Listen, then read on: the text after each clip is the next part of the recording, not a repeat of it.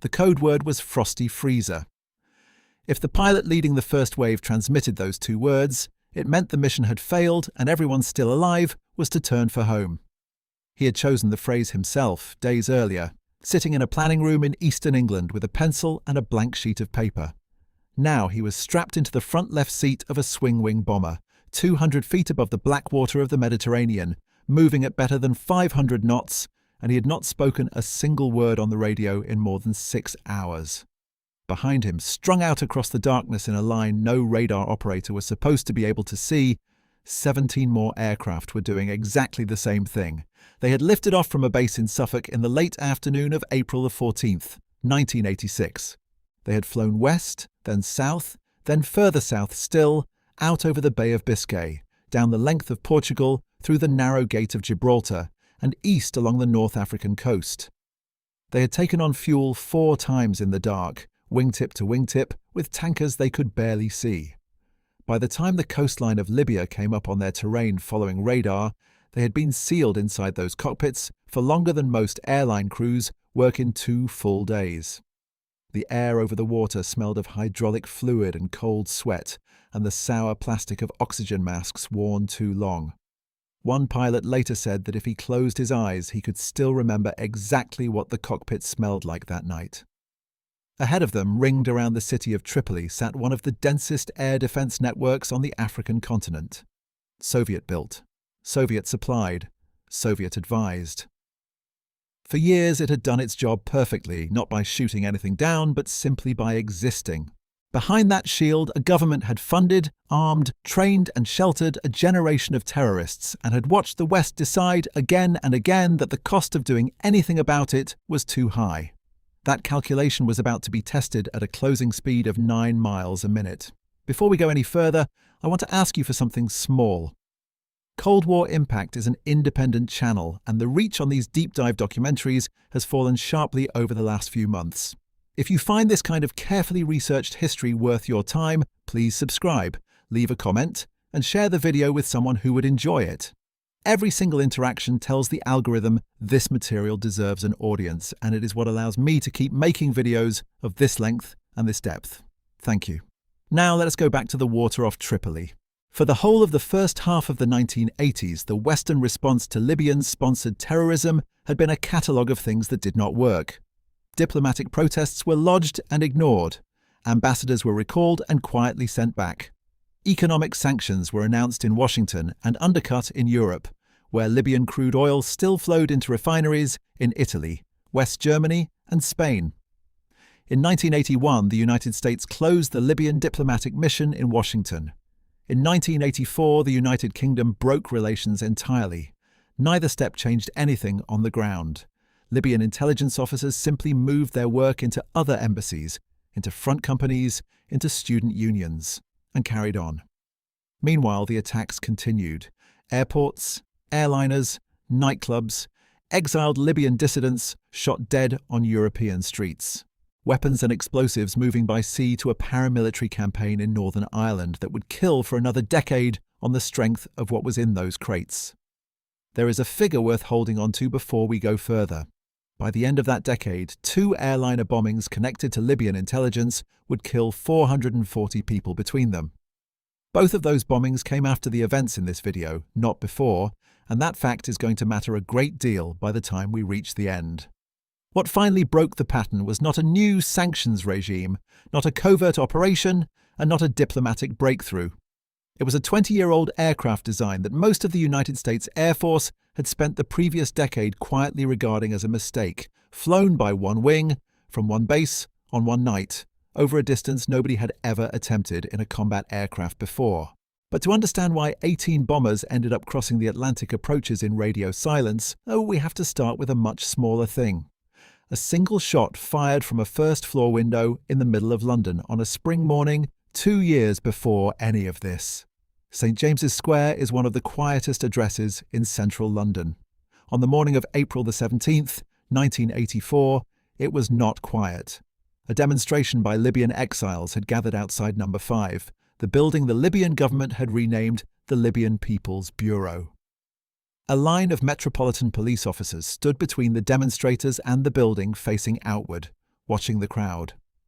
At about 18 minutes past 10, automatic fire came from a first-floor window of the bureau. It was aimed at the demonstrators. Around 11 other people were wounded, most of them protesters, and one of them, another police officer. It also hit a 25-year-old constable named Yvonne Fletcher, who was standing with her back to the building. She died in hospital that afternoon. What happened next mattered enormously for everything that followed. The building was surrounded. It was besieged for 11 days.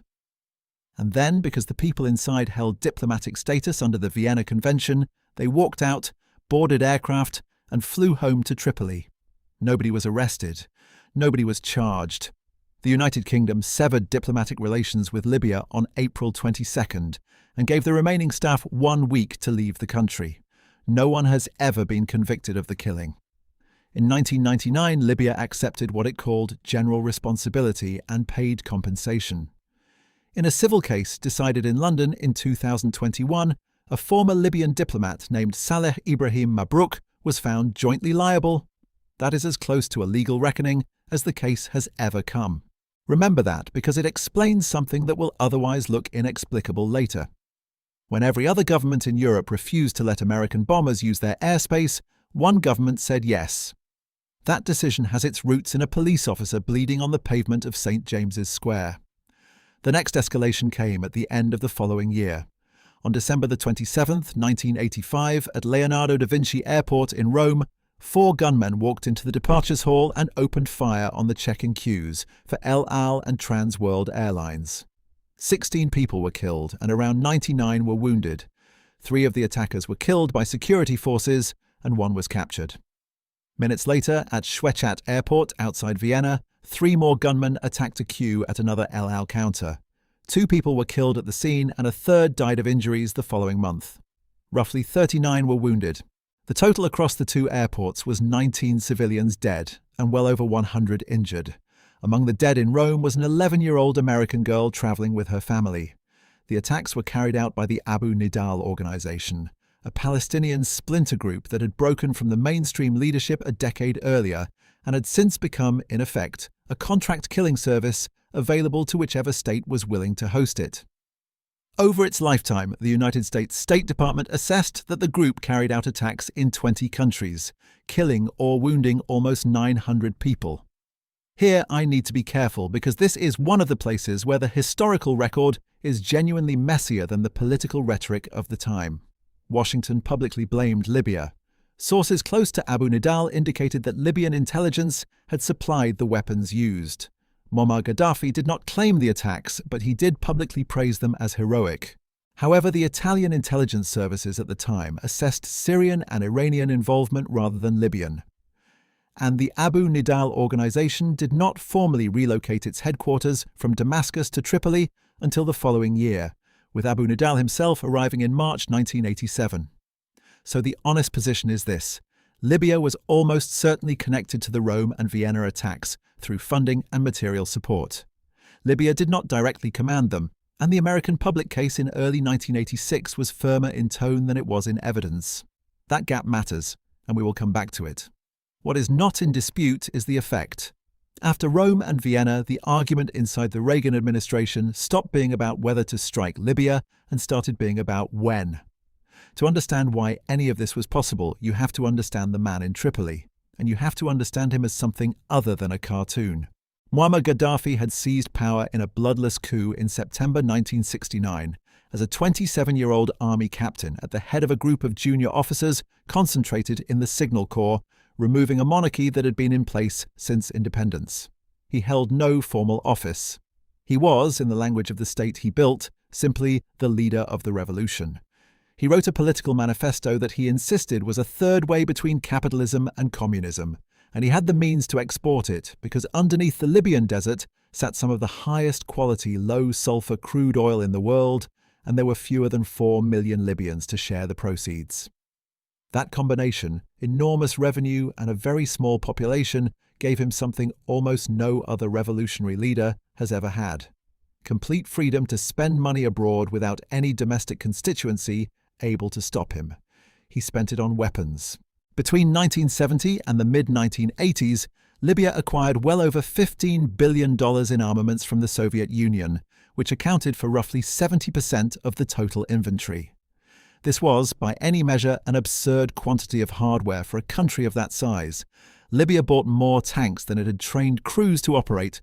Hundreds sat in desert storage, still in preservative grease. It bought combat aircraft it could not fully man. Foreign pilots, including Syrians, Pakistanis and North Koreans, flew some of them, and he spent it on other people's wars. Palestinian factions, insurgents in the Philippines, separatists in the Canary Islands, armed movements across sub-Saharan Africa, and most consequentially for Europe, the Provisional Irish Republican Army. The Libyan arms pipeline to Ireland is the single best documented element of the entire Gaddafi terror portfolio, precisely because so much of it was eventually intercepted, catalogued, and entered into evidence. According to declassified Irish state papers, the weapons arrived in 5 successful shipments, one in 1973 and 2 each in 1985 and 1986. The combined manifest included around 1,450 Kalashnikov rifles, 66 machine guns, 36 rocket-propelled grenade launchers, 10 surface-to-air missiles, more than 700 grenades, over 1,000 detonators, close to 1.5 million rounds of ammunition, and approximately 5,800 kilograms of Semtex plastic explosive. That last item is the one that matters most. Semtex is stable, enormously powerful by weight, and in its original formulation it gave off so little odor that detecting it was extremely difficult. Chemical markers designed to make it detectable were not added by the manufacturer until 1991, which was 5 years too late to matter here. From late 1986 onward, virtually every significant bomb used in that campaign contained Libyan-supplied Semtex. Libya also later admitted to British officials that it had provided over $12.5 million in cash. A 6th shipment was intercepted by French customs officers in the Bay of Biscay on November 1, 1987, aboard a vessel named the Exund. It was carrying somewhere between 120 and 150 tons of weapons, including surface-to-air missiles. Had it landed, the character of the conflict in Northern Ireland would have changed materially. Now, the strategic question. Why did Gaddafi believe he could do all of this without consequence? Because for years he had been right. Look at it from the perspective of a Libyan intelligence officer in early 1986. In 1983, a truck bomb had destroyed the United States Embassy in Beirut. Months later, another had destroyed a Marine barracks in the same city, killing 241 American service personnel in a single morning. The American response had been to withdraw. In 1985, an American airliner had been hijacked to Beirut, and an American Navy diver had been murdered aboard it. There had been no retaliatory strike. The American president had campaigned on a promise of swift and effective retribution against terrorism. And 5 years into his presidency, the retribution had not arrived. The Secretary of the Navy at the time later wrote that by early 1986, it appeared that despite great power and great rhetoric, terrorism would succeed against this president as it had against his predecessor. Gaddafi had a second reason for confidence, and this one was concrete rather than psychological. He had drawn a line on a map. In 1973, Libya declared the entire Gulf of Sidra, the enormous bite taken out of the North African coast, to be internal Libyan waters, closed to foreign warships, out to the line of latitude 32 degrees, 30 minutes north. Gaddafi personally named it the Line of Death.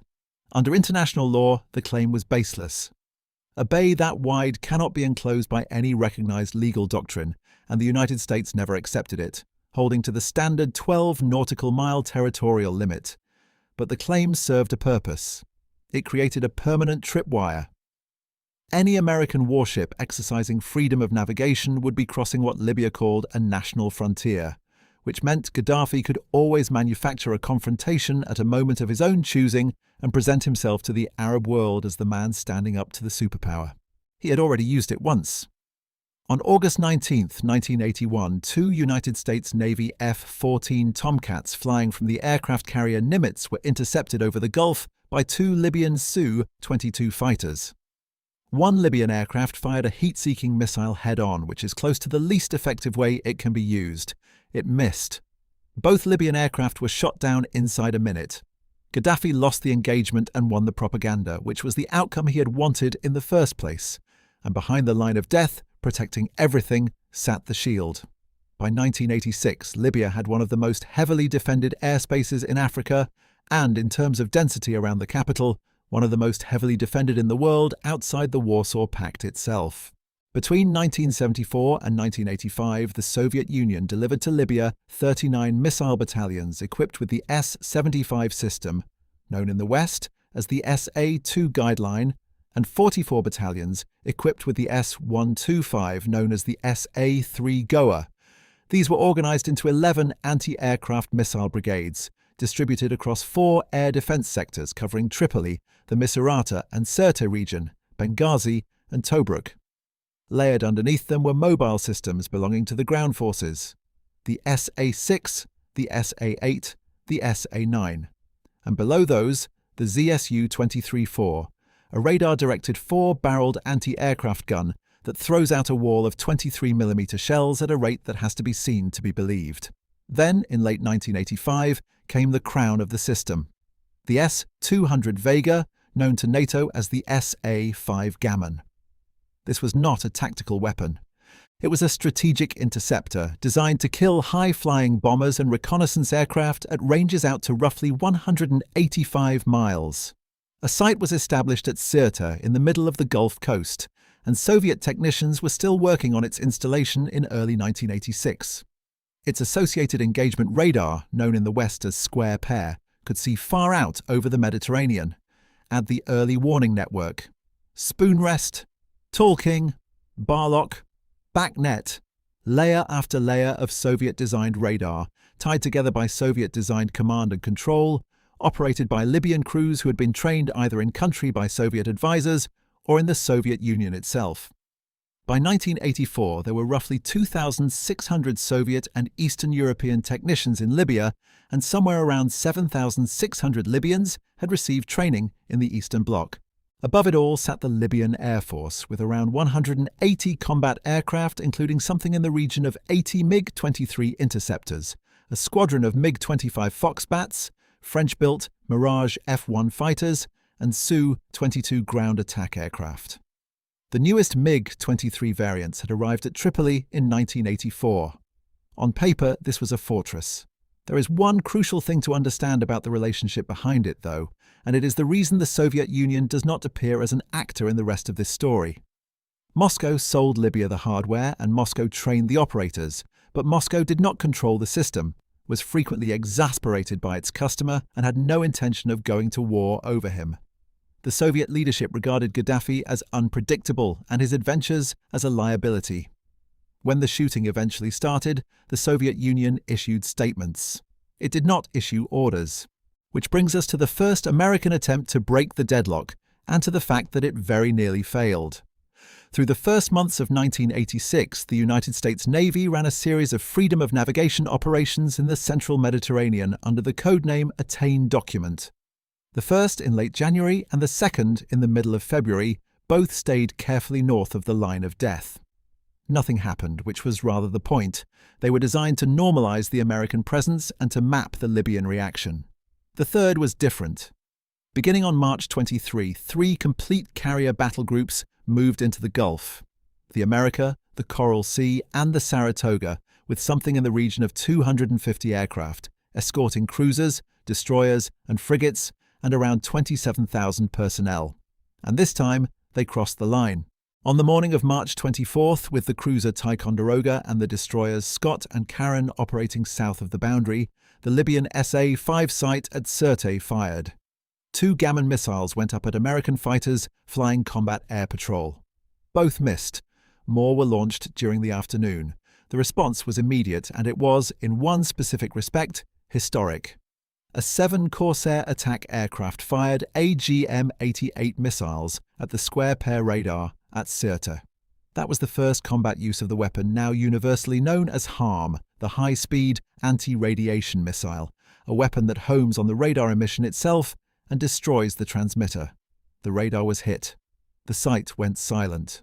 Over the following hours, Libyan fast attack craft came out to challenge the fleet and were engaged by A-6 intruders. One French-built patrol boat was struck by a Harpoon anti-ship missile, again the first combat use of that weapon, and then finished with cluster munitions. A Soviet-built Nanuchka-class corvette was hit and heavily damaged. Across 5 separate engagements, roughly 2 Libyan vessels were sunk and at least 1 more was crippled. Libyan naval casualties were reported at around 35. Now, here is the thing about that engagement. Militarily, it was a clean American victory. Strategically, it was a disaster because of what Gaddafi did next. Humiliated in front of the Arab world, he did not back down and he did not sue for peace. According to the account assembled later by the naval historian who wrote the definitive study of this campaign, Gaddafi sent instructions to Libyan diplomatic missions across Europe, ordering them to attack American targets and to cause maximum and indiscriminate casualties. The weapon that was supposed to deter had instead accelerated. The first indication came 9 days later, and it came in the sky over Greece. On April 2, 1986, a Trans-World Airlines Boeing 727 was descending towards Athens at the end of a flight from Rome. It was carrying more than 100 passengers and crew. At roughly 15,000 feet above the town of Argos, an explosive device concealed beneath a seat in the cabin detonated.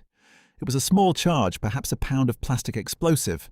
It was not enough to bring the aircraft down, and the pilot landed it safely at Athens, but it blew a hole through the fuselage floor and side wall, and the sudden decompression pulled 4 passengers out of the aircraft. They were an American man traveling alone and 3 members of a single family, a woman of 52, her daughter of 25, and her granddaughter, who was 9 years old. All 4 were American citizens. Their bodies were later found near a village on the ground below. A group calling itself the Arab Revolutionary Cells claimed responsibility and specifically cited the clashes in the Gulf of Sidra as the reason. Again, I want to be precise rather than convenient. The investigation into that bombing pointed most strongly at a specialist Palestinian bomb-making network operating out of the Middle East, and a technician associated with it was convicted years later. The chain of command back to Tripoli was never firmly established, and the claim of responsibility citing the Gulf of Sidra was the kind of thing a group might issue for its own reasons, regardless of who had paid. But in Washington, in the first week of April 1986, it did not read as ambiguous. It read as a Libyan reply to the sinking of Libyan patrol boats, delivered by pulling 4 Americans, including a child, out of a passenger aircraft at 15,000 feet. 3 days after that, a bag was carried into a nightclub in West Berlin by a woman named Verena Schanner, who would be convicted of murder for it 15 years later. La Belle was a discotheque in the Friedenau district of West Berlin, popular with American service personnel from the nearby garrison. At about 1:45 in the morning on April 5, 1986, with the dance floor crowded, a device packed with plastic explosive and shrapnel detonated inside it. 2 people died at the scene. One was Nermin Haney, a 29-year-old Turkish woman. The other was Sergeant Kenneth Ford, an American soldier aged 21. A second American soldier, Sergeant James Goins, died later of his injuries. 229 people were wounded, 79 of them Americans. Some of those injuries were permanent. Within days, the President of the United States told the American public that the evidence of Libyan responsibility was direct, precise, and irrefutable. What he was referring to, though he could not say so, was signals intelligence. The National Security Agency had intercepted communications between Tripoli and the Libyan People's Bureau in East Berlin. One message, sent the night before the bombing, indicated that a result should be expected in the morning. Another, sent hours after the explosion, reported that an operation had been carried out successfully without leaving a trace. This is the evidentiary hinge of the entire operation, so let us handle it honestly. At the time, not everyone believed it. In 1987, the head of the West German investigative team stated publicly that he had no evidence pointing to Libya. Several European intelligence services were skeptical. There were credible alternative theories involving Syrian intelligence. Then the Berlin Wall came down, and the archives of the East German Ministry for State Security became available. Those files led investigators directly to the people involved. A trial opened in Berlin and ran for 4 years. On November 13, 2001, the court convicted 4 defendants, including a Palestinian employee of the Libyan embassy in East Berlin and a Libyan diplomat. A 5th defendant was acquitted. The court found that the attack had been planned by the Libyan Secret Service and by the Libyan embassy in East Berlin. It also found that it could not establish that Gaddafi had personally ordered it, and the presiding judge criticized what he called the limited willingness of both the German and American governments to release intelligence material to the court. So the modern verdict is clear enough. Libyan state involvement in the Libya bombing is established, and was established by a German court applying German rules of evidence 15 years later. Whether the intelligence available in April 1986 was as unambiguous as it was publicly described is a separate question, and the honest answer is that it was strong but not airtight. The decision to strike was taken on the strength of the version available at the time. That decision produced an immediate and enormous practical problem, and it is the problem that gives this story its title. The mission plan was straightforward in concept. Hit Libyan command, control, and terrorist infrastructure hard enough to demonstrate that sponsorship had a price, in a single coordinated night strike with as few civilian casualties as could be managed. The Navy had two carriers in position, the America and the Coral Sea, but the Navy alone did not have enough precision capability to service all the intended targets simultaneously. For that, the planners wanted the F-111. The aircraft was an oddity and by 1986 a slightly unfashionable one. It had been born in the early 1960s out of a badly conceived attempt to build a single airframe for both the Air Force and the Navy. The naval version was cancelled. The program had been mocked in Congress. But what emerged was a machine that could do something nothing else in the inventory could do. It carried two crew side by side rather than in tandem. It had wings that swept back for speed and forward for lift. It had an escape capsule rather than ejection seats, the entire crew compartment separating from the aircraft under its own parachute. And critically, it had terrain-following radar tied to the autopilot, which meant it could fly itself at 200 feet, at night, in cloud, at close to the speed of sound, hugging the contours of the ground. The specific variant based in England, the F-111F, carried something more. Slung in the weapons bay was a system called Pave Tac, a rotating turret containing an infrared camera and a laser designator. It allowed one crew to find a target in total darkness, mark it with a laser, and guide a 2,000-pound bomb onto it while the aircraft was already turning away. Every one of them in Europe belonged to a single wing, the 48th Tactical Fighter Wing, based at Royal Air Force Lakenheath in Suffolk, England. And that is where the plan collided with geography and politics. The direct route from Suffolk to Libya runs across France. France refused permission. Spain refused permission. Italy, which hosted American forces and depended heavily on Libyan oil, was not prepared to be the launch point for a strike on a neighbour across the water. West Germany declined to assist.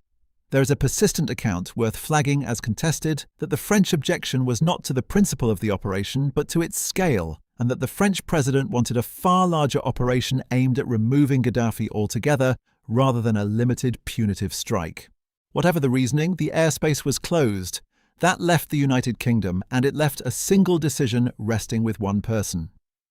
Margaret Thatcher had reservations. She had previously expressed public doubt about the legality of retaliatory strikes. But when the American ambassador arrived in London on April 12th, carrying the case, she agreed with conditions. The targets had to be connected to terrorism. Civilian casualties had to be minimised.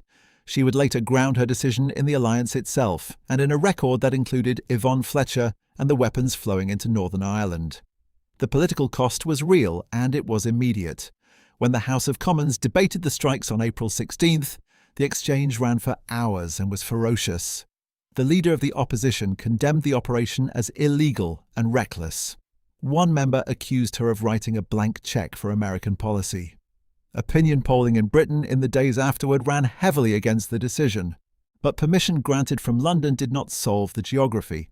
It only made the geography survivable. With France and Spain closed, the bombers could not fly across Europe. They would have to fly around it. West into the Atlantic. South down the length of Portugal, staying in international airspace. East through the Strait of Gibraltar, a gap between Spain and Morocco, roughly 8 miles across at its narrowest. At night, in radio silence, in formation with tankers. Then a long run east along the Mediterranean, and finally a turn south towards the target. The round trip came to approximately 6,400 miles. The mission would last around 13 hours. The United States Air Force describes it as the longest fighter combat mission in history, and no longer one has been documented since. And every additional mile was a mile spent inside an aircraft that had never been designed for it, burning fuel that had to be delivered by a tanker fleet almost twice the size of the strike package itself. Before we get to what happened over Tripoli, it is worth being precise about why anyone thought 18 aircraft could survive flying into that air defense network at all. Because the answer is not courage, the answer is physics, and it is specific. Every system defending Libya had been designed primarily to kill aircraft flying high. The SA-2 was built to reach a reconnaissance aircraft at 70,000 feet. The SA-5 was built to intercept a bomber 200 miles out to sea. Their radars looked up and out. Against something moving very low, the physics turns against them because a radar beam pointed at the horizon returns clutter from the ground and the sea, and a target flying at 200 feet is hidden inside that clutter until it is almost overhead. The minimum engagement altitude of the older systems was measured in tens of meters for a reason, so the plan exploited exactly that. Ingress at 200 feet, speed between 500 and 600 knots. No radio transmissions. And in front of the strike force, dedicated electronic warfare aircraft, the EF-111 Raven from Royal Air Force Upper Heyford and the Navy's EA-6B Prowler, flooding Libyan radar frequencies with jamming while Navy A-7 and FA-18 aircraft stood by to fire anti-radiation missiles at any radar that switched on and tried to look through it. But there was a second half to the equation, and it was the half that would cause the trouble. The rules of engagement were extremely tight because the political imperative was to avoid killing civilians in a densely built city. Each crew had to positively identify its target on more than one system, radar and infrared, and cross-check it against the planned attack geometry. If the navigation system drifted, if the PAVE TAC turret failed, if the target could not be confirmed, the crew was required to abort the run and carry the weapons home. Not to release approximately, not to guess, which meant the operation had deliberately been designed with a very narrow margin between success and nothing at all.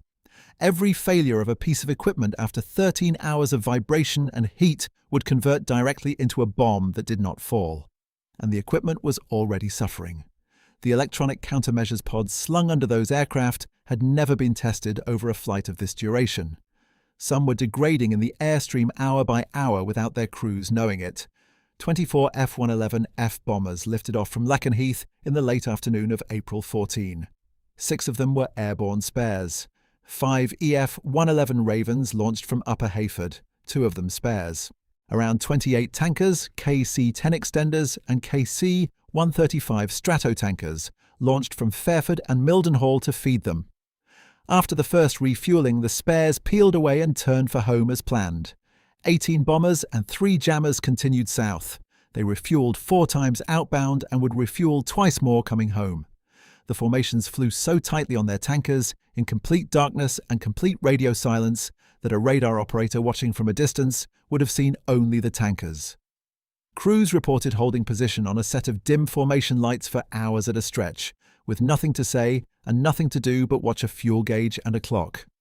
It is worth pausing on the scale of that tanker operation because it is the part of this story that almost never gets told, and it is arguably the harder achievement. There were more tankers than bombers, substantially more. Each refueling had to be executed at a precise point over open water at a precise time by aircraft that could not confirm their position to one another by radio. A tanker arriving 5 minutes late or a bomber missing a rendezvous in cloud would not produce an inconvenience. It would produce an aircraft with no way of reaching either Libya or England. The tankers themselves then had to reposition because the same aircraft could not simply orbit and wait. Fuel had to be moved forward along the route in stages, tanker to tanker, so that the strike force found a full aircraft waiting at each successive point. The planning for that alone had consumed weeks, and it was assembled by staff officers whose names appear nowhere in any account of the raid. The crews and the bombers, meanwhile, had a specific and unglamorous problem. There is no relief facility in the cockpit of that aircraft worth the name, no room to stand, and no way to stretch.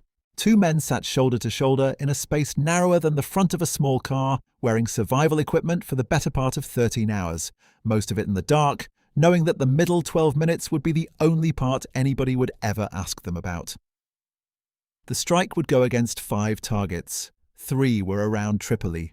The Bab al-Azizia barracks, a fortified compound in the city that housed the Libyan command apparatus and one of Gaddafi's residences.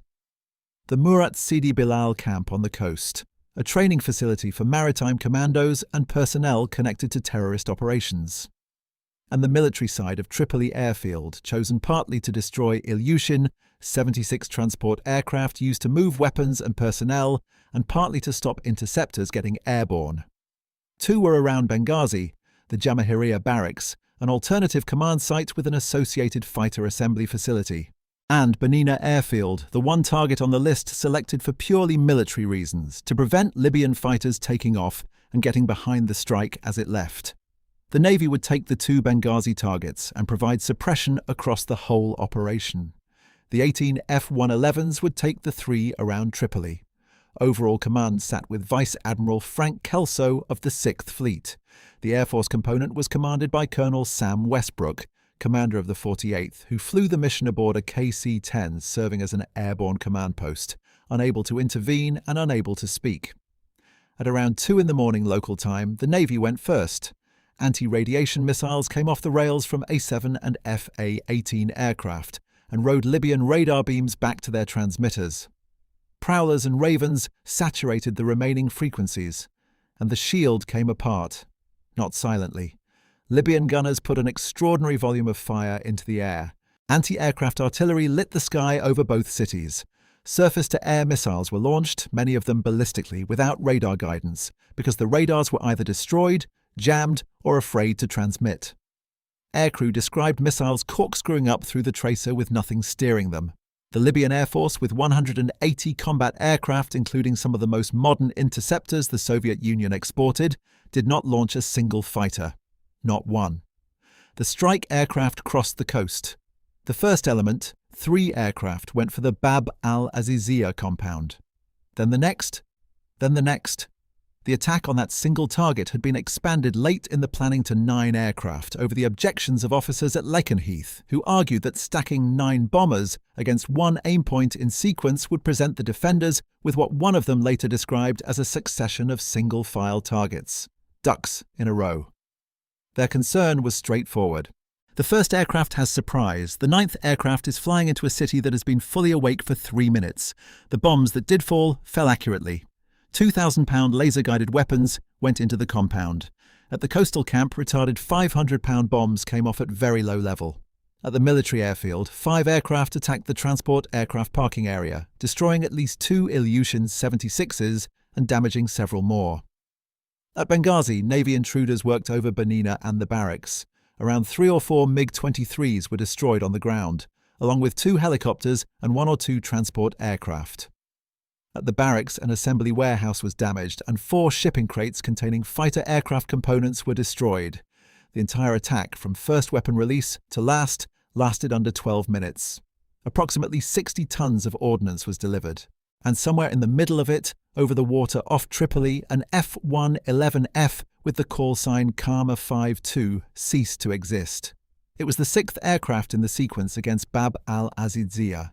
Its crew were Captain Fernando Ribas Dominici, aged 33 from Utuado in Puerto Rico, flying the aircraft, and Captain Paul Lawrence, aged 31, raised in Oakland and later a graduate of San Francisco State University, in the right seat operating the radar and the paved tack system.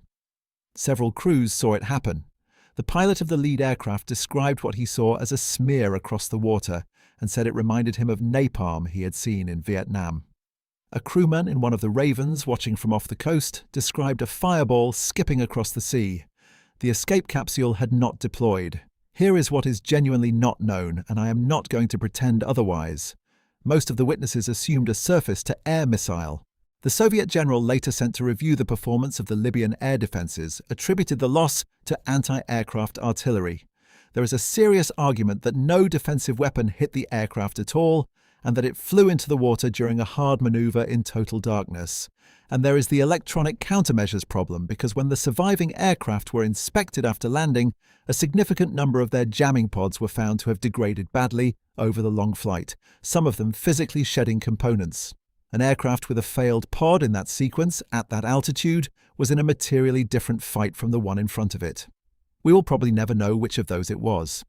What is known is that the remaining aircraft turned north, coasted out, and began the long climb back to their tankers. And that on the return leg, in the dark over the Mediterranean, crews listened to repeated radio calls to Karma 5-2 and heard nothing come back. One tanker held its orbit for around an hour, waiting for an aircraft that was never going to arrive, then turned for England as it started to get light. The code word Frosty Freezer was never transmitted. They landed back in Suffolk after roughly 13 hours in the air and taxied past crowds of ground crew who had been standing on the ramp since before dawn, counting aircraft. One bomber had diverted into Rota in Spain with an engine problem, which a small irony is given that Spain had refused to let the formation cross its territory on the way out. While the surviving aircraft were still over the Mediterranean, the President of the United States went on television and told the American public what had been done and why. He grounded the action in the right of self-defense under Article 51 of the United Nations Charter. He described the operation as a single act aimed at terrorist infrastructure rather than at the Libyan people, and he addressed Gaddafi directly, saying that he had counted on America to be passive and had counted wrong. Some of the crews heard that broadcast or heard commentary on it on Armed Forces Radio while they were still flying home, which produced the strange experience of listening to the world discuss an operation they had not yet finished. The international reaction was overwhelmingly hostile. The Soviet Union condemned the strike as state terrorism and postponed a planned meeting between its foreign minister and the American Secretary of State, a meeting that had been part of the groundwork for a superpower summit. France, which had refused overflight, condemned it as well. Arab governments condemned it, including several that privately regarded Gaddafi as a menace. On November 20, 1986, the United Nations General Assembly adopted a resolution condemning the attack as a violation of the Charter and of international law by 79 votes to 28, with 33 abstentions. In Western Europe, public opinion ran heavily against the operation, and it ran hardest against it in the one country that had made it possible. A Gallup poll taken in Britain at the time found that around 65% of those questioned disapproved. Then came the internal accounting, and it was harder than the public version suggested. The public version, delivered by the Secretary of Defense, was that the operation had been a success and that all targets had been effectively destroyed. 15 years later, he would describe it as very successful and say that Gaddafi had been driven underground and never heard from again. That last claim is simply not accurate. Within roughly 14 hours of the raid, Libya fired 2 Soviet-supplied Scud missiles at a United States Coast Guard navigation station on the Italian island of Lampedusa. They fell about 2 kilometers short and hit the sea, doing no damage. The first reports out of Italy described the attack as naval gunfire from a Libyan vessel, and it took some time before it was established that these had been ballistic missiles. Gaddafi appeared on television about a day after the attack, visibly shaken but alive, and continued to lead Libya for another 25 years. The internal accounting was blunter. According to the figure published by the Air Force historian Walter Boyne of the 18 F-111s that reached Libya, only 4 dropped successfully. 6 aborted their attack runs because of aircraft malfunctions or because the rules of engagement required it. 7 missed their targets. 1 was lost. All 3 Tripoli targets were struck, but they were struck by a small fraction of the force sent against them. That is a difficult sentence to sit with, so it is worth being clear about what it does and does not mean. It does not mean the crews failed. It means that a 13-hour, 6,400-mile approach in a 1960s airframe degraded the equipment to the point where roughly a third of the attacks could not be legally or technically completed, and the rules deliberately favored carrying a bomb home over dropping it uncertainly over a city. The rules did not hold everywhere. Ordnance fell into the Bin Asher residential district of Tripoli, damaging homes and striking the French embassy compound. The Pentagon assessment reported afterwards was that a guided weapon had gone astray, either released by an aircraft that had been damaged or with its laser guidance interrupted. Journalists on the ground in the following days documented civilian deaths in that district and damage in Benghazi to a school and to a centre for handicapped people. Casualty figures have never been settled. The Air Force Historical Support Division states that the attack killed 37 people and injured 93. Some United States Air Force-linked estimates put total deaths on the ground closer to 60.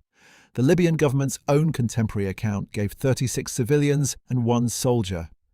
Reporting at the time, based on burials, suggested a range between 50 and 100, mostly military. There is no agreed number, and there is unlikely ever to be one.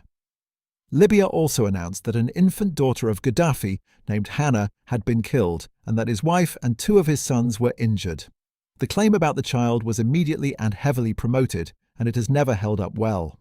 Western journalists at the time could find no record that the child existed before the raid. In the years afterward, a person named Hannah Gaddafi appeared on international sanctions lists, in photographs from official occasions, and in Libyan hospital records as a working doctor. The most charitable reading is that a second daughter was adopted later and given the same name. The least charitable is that the entire episode was constructed. Either way, it should not be reported as established fact, and it very often is. Then there is the question that the whole operation was ultimately about. Did it work? The most common claim is that it did, that Gaddafi was frightened into caution. The evidence for that is thin, and the evidence against it is specific.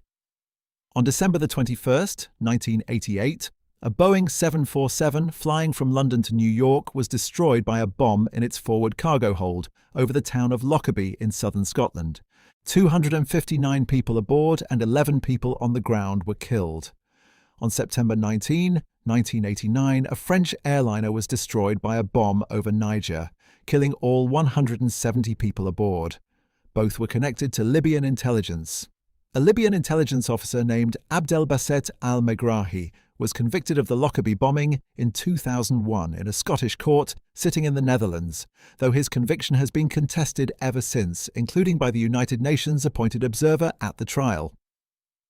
The French investigation into the second bombing led to convictions in absentia of 6 Libyans, including Gaddafi's brother-in-law, and the arms shipments to Ireland did not stop after the raid. The largest of them sailed afterwards, so the accurate statement is not that Libya was deterred. It is that Libya was made to pay a direct military price for the first time since Gaddafi had taken power, and then went on to commit the 2 deadliest acts in the entire history of its terror campaign within 32 months. What eventually changed Libyan behavior was not one night of bombing. It was a decade of United Nations sanctions imposed after Lockerbie, the collapse of oil revenue that came with them, the loss of the Soviet patron in 1991, and a long negotiation. In 2003, Libya formally accepted responsibility for the actions of its officials in a letter to the Security Council and agreed to compensation of around $2.7 billion for the Lockerbie families. In 2008, it paid a further $1.5 billion into a fund that compensated the victims of Lockerbie, of the French airliner, of the Berlin discotheque, and of the American raid itself. Note the wording of that acceptance carefully. Responsibility for the actions of its officials. It is not quite an admission of guilt, and it was not written by accident. As for the men involved, the ledger closes unevenly. The body of Captain Rebus Dominici was recovered by Libya and returned in 1989 through Vatican mediation. An autopsy in the United States determined that he had drowned while unconscious, rather than being killed by blast injury, which is a detail that cuts several ways in the argument about how the aircraft was lost. He was promoted posthumously and buried in Puerto Rico, where a small airport is now named for him. The remains of Captain Paul Lawrence were never returned. Only his flight helmet was recovered from the sea. Libya denied for years that it held anything else. A childhood friend of Lawrence pursued a Freedom of Information lawsuit against the Department of Defense that eventually forced the declassification of operational details of the mission in 2006, 20 years afterward, largely so that the family could understand what had happened. There was also a quiet controversy over decorations. A number of officers believed that crews who had flown the longest combat mission in history into a defended capital deserved recognition at the level of the Distinguished Flying Cross or higher. The awards issued were air medals, and the officer who had argued hardest against stacking 9 aircraft in single file against the compound in Tripoli, the vice commander of the wing, left the service and wrote a book about it, an unsparing account of the mission's planning that did not make him popular. It remains one of the more valuable sources on the operation precisely because it was written by someone who lost the internal argument. There is a long tail to this story, and it does not lead where the men who flew it would have expected. The air defense network that failed so comprehensively over Tripoli was studied intensively afterwards, and not only in the West. A Soviet lieutenant general with a background in air defense was sent to Libya to work out what had gone wrong. His conclusions were unflattering to the customer rather than the equipment. Batteries were static and had never been moved. Camouflage was not used. Units could not talk to one another. Crews had been trained to operate individual systems but not to fight a coordinated battle, and nobody had thought seriously about what an opponent equipped with anti-radiation missiles and low-level night attack would actually do. Those lessons travelled.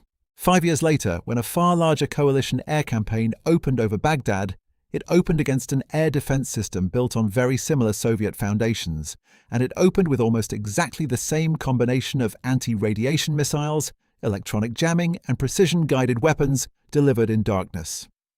The night over Tripoli was, in a real sense, the small-scale rehearsal.